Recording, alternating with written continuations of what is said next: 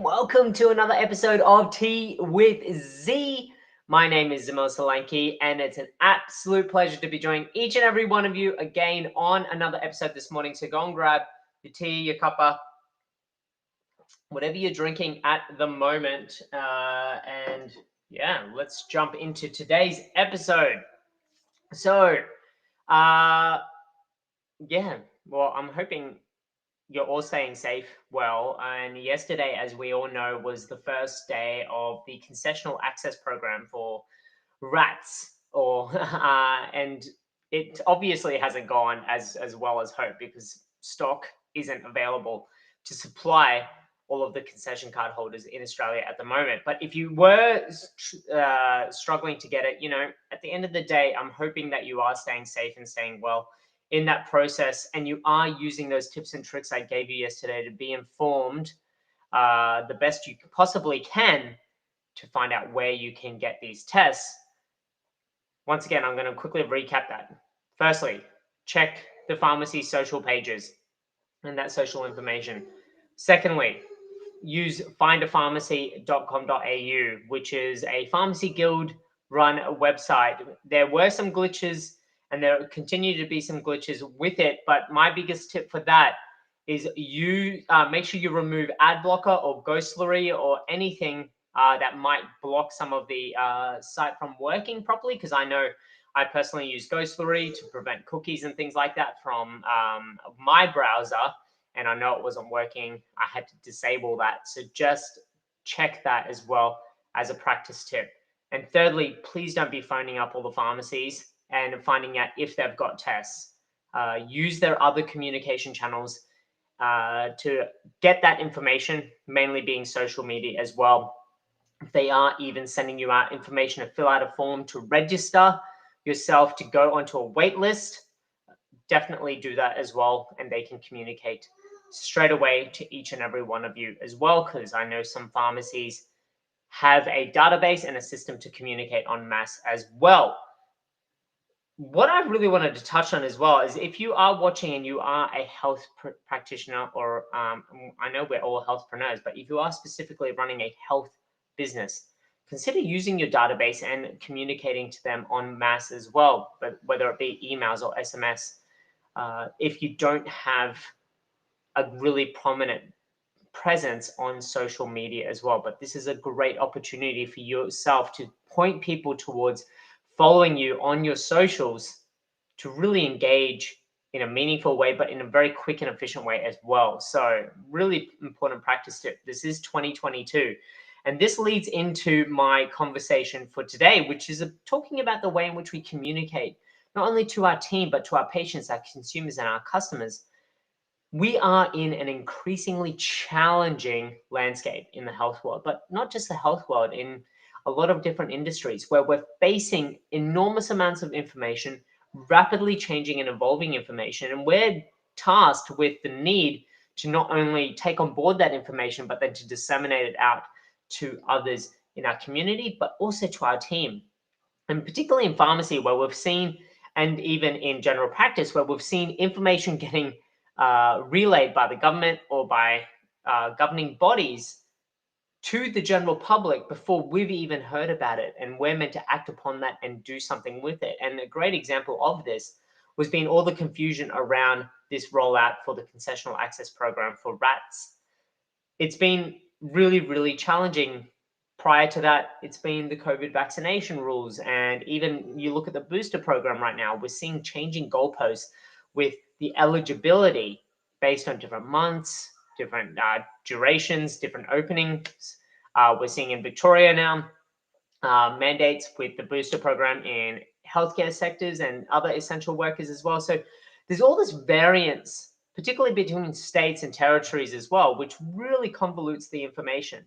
And so what I wanted to do today was give you some insights into what I would say is the number one tip and most effective tip in communicating information efficiently, quickly, and effectively to your team. And that is the Daily Scrum. I know so many people don't do this within their businesses, but let me not understate how powerful this is when implemented. Now, you might be in an organization right now where you've got different layers of team, where you've tried to implement this before, but you've got some people starting at 8 a.m., 9 a.m., 10 a.m. And we'll jump onto some practical tips to implement this throughout the rest of the week. But really, we're going to deep dive into this in the Limitless Network. So the Limitless Network is a group of like-minded healthpreneurs, people that value health in any way, shape, or form. And the details are in the description box below to join. So I welcome you to join that, because we host an exclusive episode on Fridays in the Limitless Network. And we're going to deep dive into some practical tips to implement this. But what I really wanted to do today was ask you the question is, how do you communicate with your team on a daily basis? And not just your managerial team or your leadership team, but your entire team. How are you communicating and disseminating this information, filtering it through? Now, in the health world, we've got many different governing bodies, many different resources that provide us with up-to-date and relevant information. But how do we then filter this out? And so if you aren't doing a daily scrum, where essentially we're taking 5 minutes to do this, it's not long, but we're analyzing, even the tasks for the day or what we need to achieve for the day, but also the information that is pertinent based on achieving those goals, or based on recognizing what might be happening in our healthcare business, or even our other businesses, whether it be a cleaning business, an accounting business, whatever it might be, a bar, a restaurant. All of these people are all part of the community that we've built, but we all value health. So how can we ensure that we're communicating this information effectively? So my question for you is, how are you doing it right now? Are you even doing it right now? If not, why? What are the roadblocks, challenges that you are facing that are preventing you from doing this right now? And the reason why I'm asking you these questions is this is speaking directly to you, but obviously I don't know your personal circumstances. You need to do some of the work to identify what is standing in your way. And we've covered off a process to do this before, is by asking 5 whys. So don't just look at the most superficial reason as to the roadblocks or challenges that you might be facing, preventing you from implementing a daily scrum, but get down to the root cause of it. And for me, what I'm seeing is it comes not as a result of a lack of time, but for most people and for most teams, it's actually a lack of prioritization.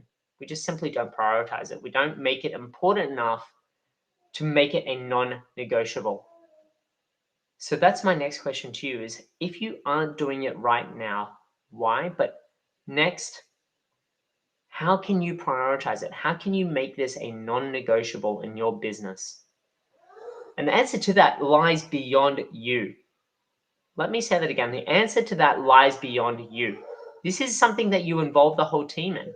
So do that. Involve the whole team in it. Whether or not you're having a leadership team scrum where you're all there at 8 a.m. in the morning, and then disseminate that, have that information disseminated out to the rest of the team as they come in, using a scrum master or somebody that can take charge for the day to disseminate that information accurately and efficiently.